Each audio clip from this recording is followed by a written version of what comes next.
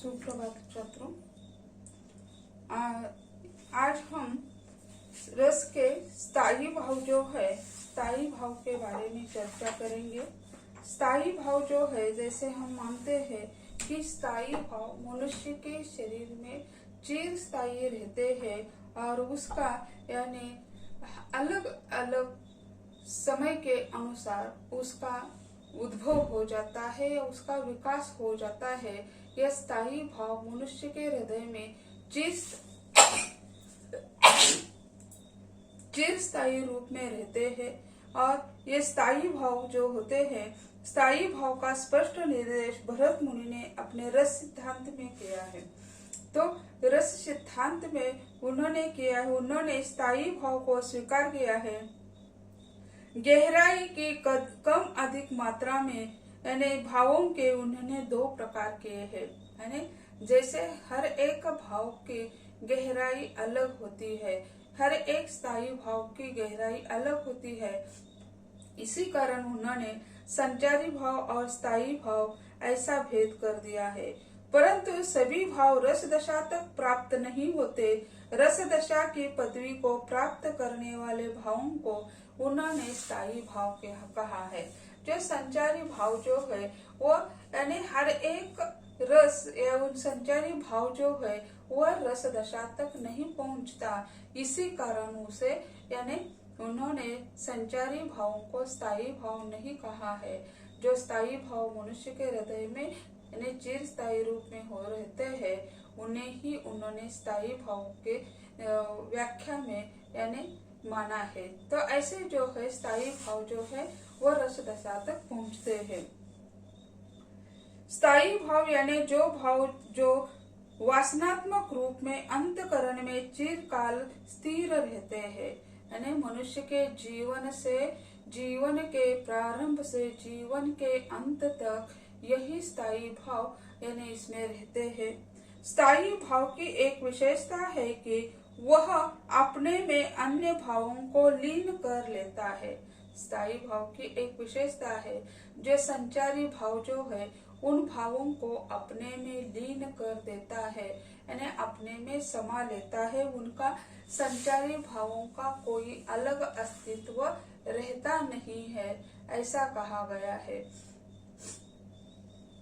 और सजातीय तथा विजातीय भावों से नष्ट नहीं होता स्थायी भाव यानी स्थिर मनोदशा। यानी सजातीय तथा विजातीय परिस्थिति किसी भी प्रकार की आ जाए, जिस रस की उसी समय उत्पत्ति हो रही है उसी रस की होती है। यानी आनंद के प्रसंग में कोई दुख की घटना घटित होती है तो यानी श्रृंगार रस से तुरंत हम यानी शोक रस में यानी करुण रस में परिवर्तित हो जाते हैं। तो उस पर दूसरे प्रकार का कोई आघात नहीं होता है। तो ऐसे जो है यानी सजातीय तथा विजातीय जो भाव होते हैं उसका यानी कोई प्रभाव नहीं होता है। इसी कारण वे कहते हैं यानी वो स्थिर मनोदशा जो है वही यानी स्थायी भावों को मानी जाती है, जिसका संबंध जीवन की मूल प्रवृत्तियों से होता है। केवल स्थायी भाव ही साधारणीकरण तक संभव होते हैं, क्योंकि स्थायी भाव सभी मनुष्यों में विद्यमान रहते हैं। जो अभिनव गुप्ता जी ने यानी साधारणीकरण की जो स्थिति मानी है, तो साधारणीकरण तक की स्थिति तक पहुंचने के लिए सिर्फ स्थायी भाव पहुंचते हैं, ये संचारी भाव नहीं पहुंचते हैं। इसी कारण संचारी भाव जो है वह अत्यंत महत्वपूर्ण माने जाते हैं। स्थायी भाव ही काव्य के आस्वाद का मूल रूप कारण होते हैं और विभाव अनुभव तथा संचारी भाव से परिपूर्ण होकर रस रूप में परिणित होते हैं। स्थायी भाव संख्या में 9 माने गए हैं, जैसे हास्य, शोक, क्रोध, उत्साह, भय, जुगुप्सा, आश्चर्य, निर्वेद। इन स्थायी भावों से 9 रसों की निर्मिति होती है। ये 9 स्थायी भाव है और उससे यानी 9 रस की निर्मिति होती है। जैसे यानी हास्य रस से यानी हास्य जो स्थायी भाव है उससे यानी श्रृंगार रस की निर्मिति होती है। हास्य का संबंध मनुष्य के जो मनोवेग होते हैं आनंद, तो आनंद इस मनोवेग से उसका संबंध स्थापित होकर यानी श्रृंगार रस की निर्मिति होती है। दूसरा जो है यानी वह रति जो है, रति से यानी श्रृंगार रस की निर्मिति होती है। श्रृंगार रस दो प्रकार का होता है, एक संयोग श्रृंगार, दूसरा वियोग श्रृंगार या उसे विप्रलम्ब श्रृंगार कहते हैं। तो रति से यानी रति है मनुष्य के काम वासना का फल माना जाता है। तो जो मनुष्य हो या प्राणी हो उसमें ये होता ही है, रति भावना होती ही है। तो ऐसे जो है रति से श्रृंगार रस की निर्मिति, और उसमें दो प्रकार का रस निर्माण होते हैं, एक संयोग श्रृंगार, दूसरा वियोग श्रृंगार। दूसरा जो है स्थायी भाव वह है हास्य। हास्य रस से यानी हास्य रस की निर्मिति होती है, यानी हास्य स्थायी भाव भी हास्य है और रस की निर्मिति होने वाला जो है वो हास्य रस है जो मनुष्य को आनंद दे देता है। तीसरा जो स्थायी भाव है वो शोक, यानी शोक यानी दुखद घटना से या कोई यानी विपरीत घटना घटित होती है तो भी हमें शोक होता है, तो शोक से करुण रस की निर्मिति होती है। और चौथा जो है क्रोध है, क्रोध से यानी रौद्र रस की निर्मिति होती है। जैसे हम देखते हैं शत्रु पक्ष को देखते हैं तो क्रोध आ जाता है, तो ऐसे लड़ाई के समय आपस झगड़ा होता है उसी समय मनुष्य को क्रोध आता है और क्रोध से रौद्र रस की निर्मिति होती है। और चौथा जो है स्थायी भाव वह है उत्साह। उत्साह से वीर रस निर्माण होता है, यानी रौद्र और वीर ये यानी ज्यादा इसमें अंतर नहीं है, यानी वीर रस और रौद्र रस जो है इसमें काफी अंतर नहीं है, क्योंकि उनकी पृष्ठभूमि जो है तो वो एक ही है, वीरता का प्रतीक माना जाता है। तो ऐसे ये यानी दो उत्साह से वीर रस की निर्मिति होती है, भय से भयानक रस की निर्मिति होती है, यानी मनुष्य के मन में एक भय बैठा हुआ होता है, यानी इस वस्तु को हाथ नहीं लगाना, जैसे हम मानते बिजली को हाथ नहीं लगाना है तो शॉक बैठ जाता है, झटका लगता है, अब यह उसके प्रति भय निर्माण हो जाता है और इसी कारण भयानक रस की निर्मिति होती है। यानी निसर्ग में अनेक ऐसी चीजें हैं जिसके प्रति मनुष्य के मन में भय हमेशा बैठा होता है, जैसे स्वापद होते हैं, स्वापदों को हम देखते हैं तो डरावना भाव निर्माण हो जाता है, वह यानी अपनी सुरक्षा के लिए भागता है, चलता रहता है, लेकिन हमें लगता है कि हमें उससे यानी भय है, हमें उससे दूर रहना चाहिए। यानी छोटी छिपकली दिखाई देती तो भी हमारा भाव उसी तरह हो जाता है। छोटा बिच्छू होता है, बिच्छू को देखते हैं तो हम यानी भागते रहते हैं, वो भी बेचारा अपने बचाव के लिए भागता रहता है, हम भी भागते रहते हैं, हर एक अपने जीव की रक्षा के लिए भागता हुआ दिखाई देता है। तो ऐसे जो है वो भय से भयानक रस निर्माण हो जाता है। और सातवां जो प्रकार है स्थायी भाव का वह है जुगुप्सा। जुगुप्सा यानी जिससे होता है विभत्स रस की निर्मिति होती है, यानी घृणा। विभत्स यानी जुगुप्सा यानी घृणा निर्माण होने वाले, जैसे हम रास्ते से जा रहे हैं और कहीं मरा हुआ कुत्ता रास्ते पर, कोई लोग रास्ते के किनारे फेंक देते हैं, या बिल्ली मर गई है तो उसे रास्ते के किनारे फेंक देते हैं, तो उसे देखते ही हमारे मन में घृणा निर्माण हो जाती है और उसी से यानी जुगुप्सा इस रस की निर्मिति होती है। आठवां जो स्थायी भाव है आश्चर्य। आश्चर्य से निर्माण होता है अद्भुत रस, यानी अचानक कोई घटना घटित हो जाती है तो हमें आश्चर्य लगता है, यानी अचंभित हो जाते हैं हम, तो उससे निर्माण होने वाला जो रस है वह है अद्भुत रस। और अंतिम जो है निर्वेद यानी शांत रस, यानी सबसे अंतिम यह रस शांत माना गया है, यानी मनुष्य के जीवन में शांत रस अत्यंत महत्वपूर्ण होता है।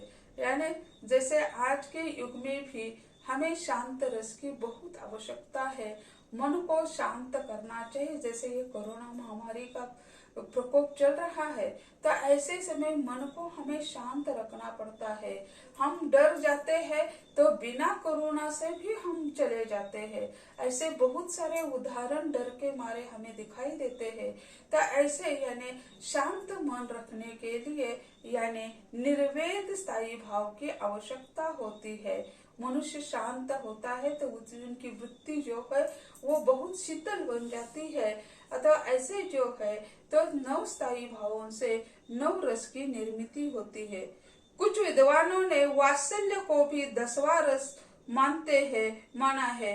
यानी वात्सल्य, जैसे कृष्ण भक्ति संप्रदाय में वात्सल्य हमें दिखाई देता है, तो वात्सल्य को भी यानी उन्होंने कई विद्वानों ने, सभी ने नहीं, सभी साहित्य शास्त्रियों ने 9 ही स्थायी भाव और 9 ही यानी यहाँ यानी रस माने हैं। लेकिन कई लोग कहते हैं कि 10वां रस जो है वो वात्सल्य रस होना चाहिए। तो कोई विद्वान वात्सल्य को भी 10वां रस मानते हुए दिखाई देते हैं, तो कई विद्वान यानी भक्ति को भी यानी रस मानने वाले हैं। तो यह शांत रस जो है भक्ति में ही समाहित हो जाता है। लेकिन उसमें भेद, जैसे हम देखते हैं कि रौद्र रस और वीर रस, इसमें काफी अंतर नहीं है, फिर भी उसे अलग कर दिया है। तो उसी तरह शांत यानी मन को शांत कर किए बिना हम भक्ति की अंतिम सीढ़ी तक नहीं पहुंच सकते हैं। तो कई लोग यानी भक्ति रस को भी स्थान देना चाहते हैं और प्रकृति रस का स्थान देते हुए रसों की संख्या और बढ़ाते हुए दिखाई देते हैं। संक्षेप में रस की विशेषता महत्वपूर्ण है। जैसे हम देखते हैं तो कोई भक्ति रस को मानते हैं, कोई प्रकृति रस को मान रहे, कोई वात्सल्य रस को मान रहे हैं। ऐसे करके उनकी संख्या बढ़ती ही जाएगी। इसी कारण सिर्फ 9 स्थायी भाव और 9 रसों की ही साहित्य शास्त्रों ने मान्यता दी है। जो रस जो है वह रस यानी जैसे रस एक अलौकिक आनंद आस्वाद है। रस जो प्राप्त आनंद उत्कृष्ट कोटि का है उसे लोकोत्तर आनंद कहा गया है।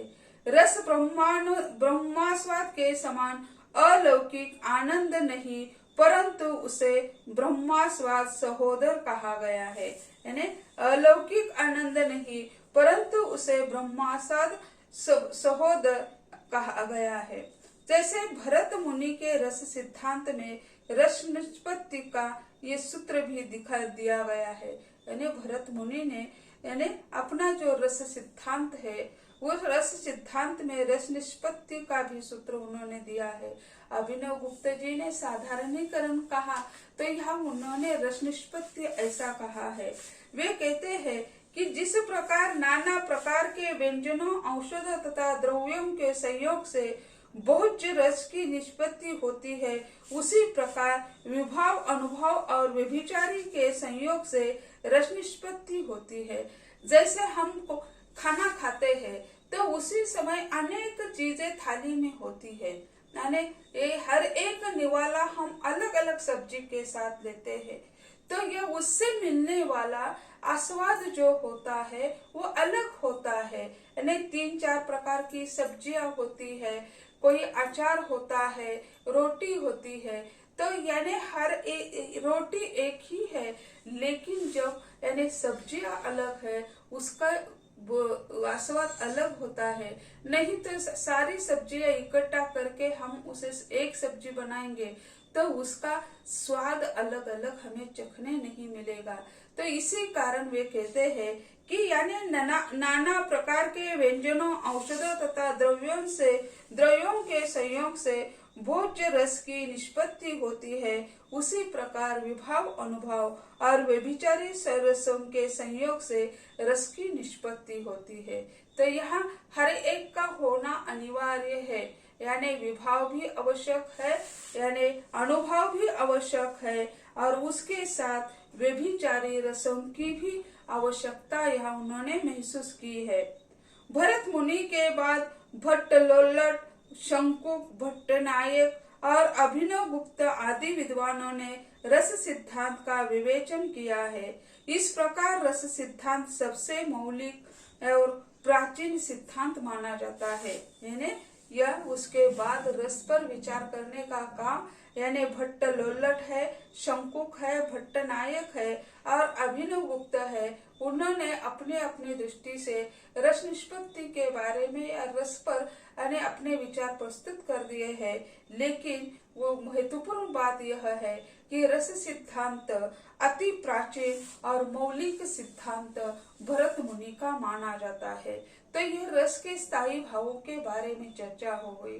अब हम आगे यानी रस के जो भेद है, तो उस रस के भेदों को हमें देखना है। तो रस के भेद अलग अलग यानी 9 स्थायी भाव है और 9 स्थायी भाव से 9 रस निर्माण होते हैं। तो हर एक के अवयव जो होते हैं अलग अलग होते हैं।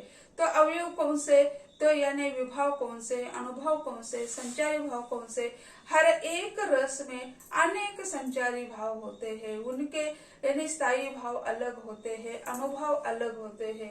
तो उसी तरह से हमें देखना है कि रस के अवयव या रस के भेद कैसे है।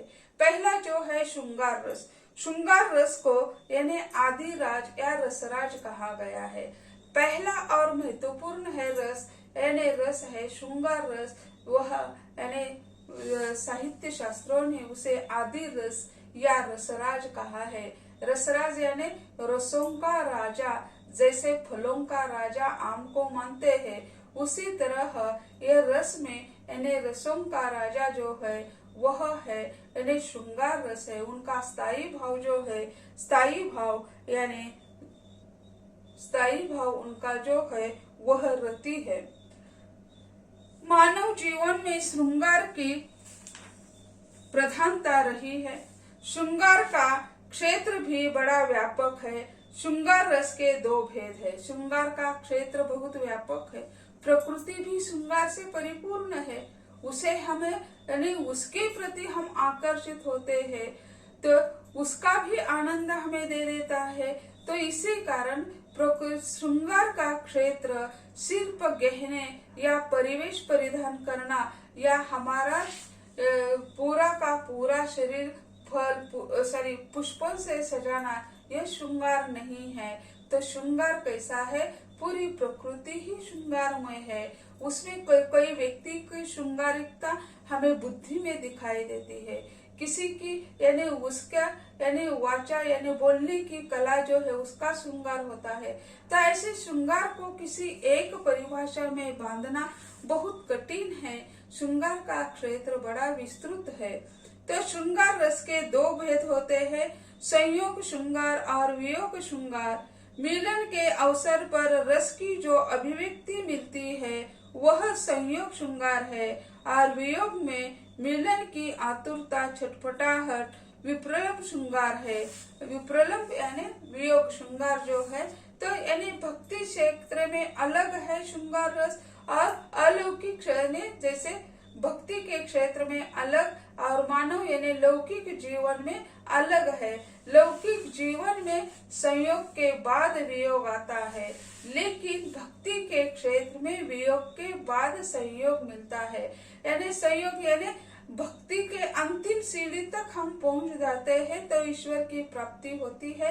यानी यह संयोग श्रृंगार है, वहाँ आनंद की प्राप्ति होती है। तो ऐसे उसे श्रृंगार रस को दोनों स्थानों पर अलग अलग दृष्टि से देखा जाता है। तो इसका यानी श्रृंगार रस का स्थायी भाव जो है रति है और आलंबन विभाव जो है वह है नायक और नायिका।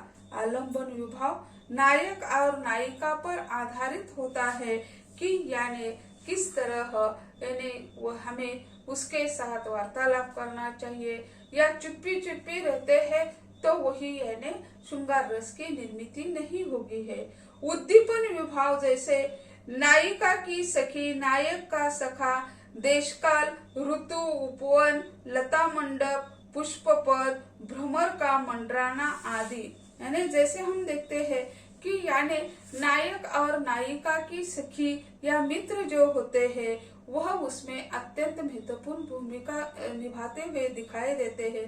उसी तरह ऋतु होता है, उपवन होता है, लता मंडप है, पुष्प पद है, भ्रमर है, या जैसे कई पंछी भी होते हैं जैसे हम मानते हैं कि यानी कई शांतता के लिए कई पंछियों को भी हम महत्वपूर्ण स्थान देते हैं।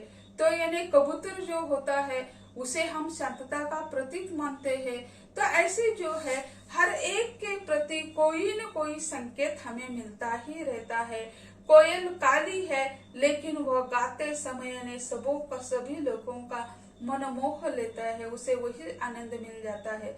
उसी समय उसका सौंदर्य किसमें है? उसका सौंदर्य कंठ में है। तो यह प्रकृति जो है, प्रकृति श्रृंगार का प्रथम स्थान माना जाता है। तो प्रकृति में ही हम हैं, प्रकृति से हम अलग नहीं है। तो ऐसे जो है तो ये देश काल ऋतु जो है, उपवन है, लता मंडप है, पुष्प है, वह भी महत्वपूर्ण होता है।